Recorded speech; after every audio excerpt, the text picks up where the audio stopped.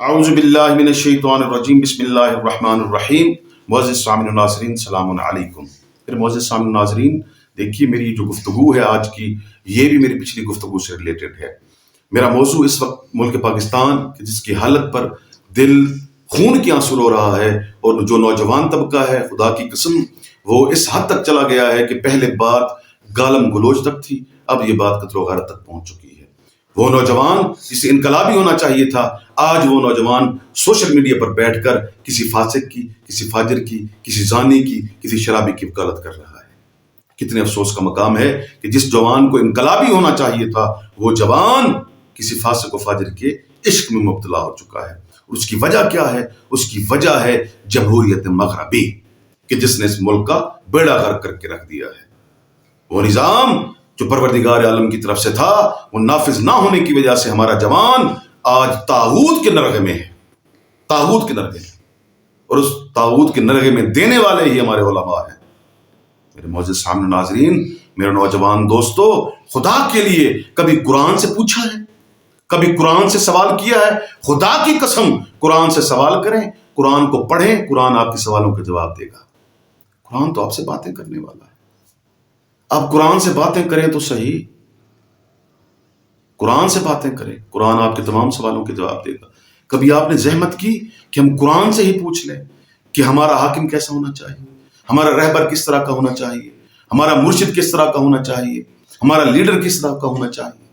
دیکھیے سورہ انبیاء کے اندر پروردگار عالم نے آواز دی، دیکھیے آیت کا جو نمبر ہے وہ 73 ہے۔ پروردگار عالم نے فرمایا بسم اللہ الرحمن الرحیم وَجَعَلْنَاهُمْ أَئِمَّةً يَهْدُونَ بِأَمْرِنَا وَأَوْحَيْنَا إِلَيْهِمْ فِعْلَ الْخَيْرَاتِ وَإِقَامَ الصَّلَاةِ وَإِيتَاءِ الزَّكَاةِ وَكَانُوا لَنَا عَابِدِينَ۔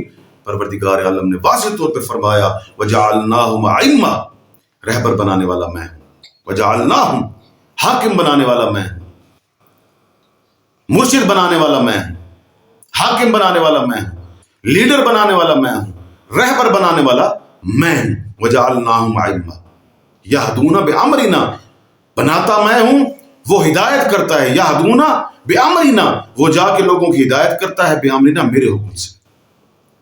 اس رہبر کی خصوصیت کیا ہے؟ کہ وہ میرے حکم سے لوگوں کی ہدایت کرتا ہے، اپنی طرف سے کچھ نہیں کہتا۔ اس رہبر کی پہلی نشانی یہ ہے کہ وہ اپنی طرف سے کچھ بھی نہیں کہتا۔ یہدون بِأَمْرِنَا، وہ لوگوں کی ہدایت کرتا ہے میرے امر سے، میرے حکم سے۔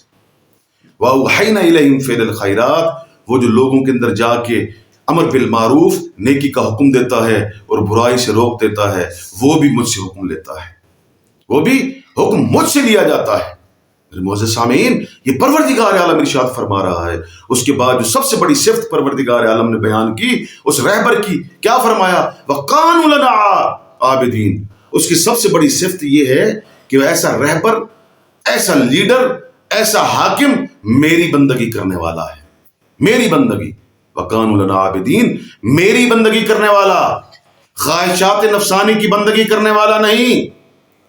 جو بھی خواہشات نفسانی کی بندگی کرتا ہے وہ کبھی بھی لوگوں کی ہدایت نہیں کر سکتا۔ لوگوں کی ہدایت وہی کرے گا جو اللہ کی بندگی کرتا ہے، جو اللہ کی بندگی کرتا ہے۔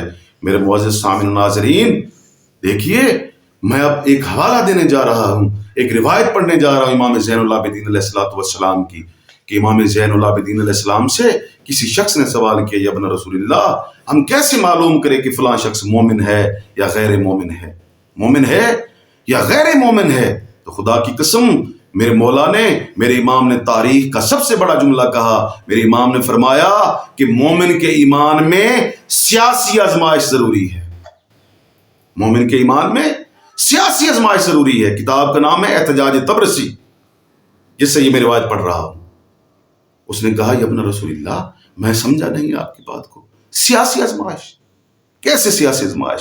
تو میرے امام نے فرمایا اگر تم کسی شخص کو دیکھتے ہو کہ وہ گناہ نہیں کرتا، خبردار اس پر اعتماد مت کرنا، اس پر اعتماد مت کرنا، اس پر اعتبار مت کرنا۔ یہ بھی تو ہو سکتا ہے کہ وہ گناہ کرنے کی طاقت نہ رکھتا ہو، گناہ کرنے کی سکت نہ رکھتا ہو۔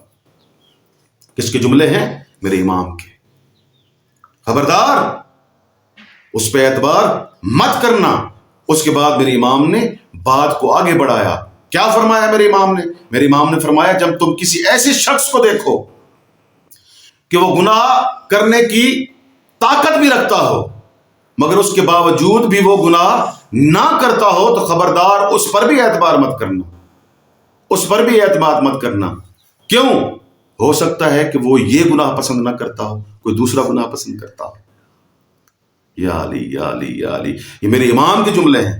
ہو سکتا ہے کوئی یہ گناہ پسند نہ کرتا ہو، کوئی دوسرا گناہ پسند کرتا ہو۔ اس کے بعد میرے امام نے مزید بات کو آگے بڑھایا کہ اے بندہ خدا، جب تو کسی ایسے شخص کو دیکھے جو گناہ بھی نہیں کرتا، جو طاقت رکھنے کے باوجود بھی گناہ نہیں کرتا، خبردار اس پر بھی اعتبار مت کرنا۔ کیوں؟ توجہ کیجیے گا، ہو سکتا ہے کہ اس کا دماغی توازن ٹھیک نہ ہو، وہ اپنا نفع نقصان درک نہ کر سکتا ہو، نفع نقصان درک نہ کر سکتا ہو، نفع نقصان کی پہچان نہ کر سکتا ہو۔ تو خدا کی قسم یہ میرے امام کے جملے ہیں، توجہ کیجیے گا۔ اس کے بعد میرے امام نے فرمایا، بڑا توجہ کیجیے گا، کسی ایسے شخص کو دیکھے جو گناہ بھی نہ کرتا ہو، جو گناہ پر طاقت رکھنے کے باوجود، اس کے پاس طاقت ہے، سکت ہے، اس کے باوجود بھی وہ گناہ نہیں کرتا، اس کا دماغی توازن بھی ٹھیک ہے، وہ اپنی پسند کا گناہ بھی نہیں کرتا، تو خبردار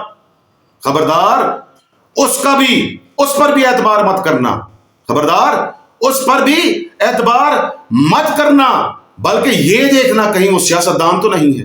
اللہ اکبر اللہ اکبر اللہ اکبر۔ جہاں جس مقام پر میں آپ کو لانا چاہتا تھا اسی مقام پر امام پہنچے ہیں کہ اس کے اندر ساری صفات موجود ہیں۔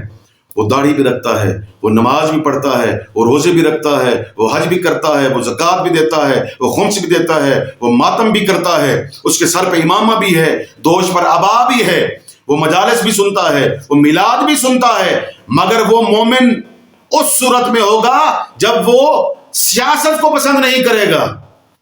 میرے امام نے یہ جو لفظ سیاست دان استعمال کیا، حدیث کے اندر لفظ سیاست نہیں ہے، وضاحت کرتا چلوں، وہاں جو لفظ استعمال ہوا ہے وہاں لفظ مقام و منصب استعمال ہوا ہے۔ جب آپ اس کی وضاحت کریں گے تو یہ اسی زمرے میں آتا ہے، سیاست کے زمرے میں، کہ جو بھی شخص مقام و منزلت چاہتا ہے، منصب چاہتا ہے، یہ سب سیاست کے زمرے میں آتے ہیں۔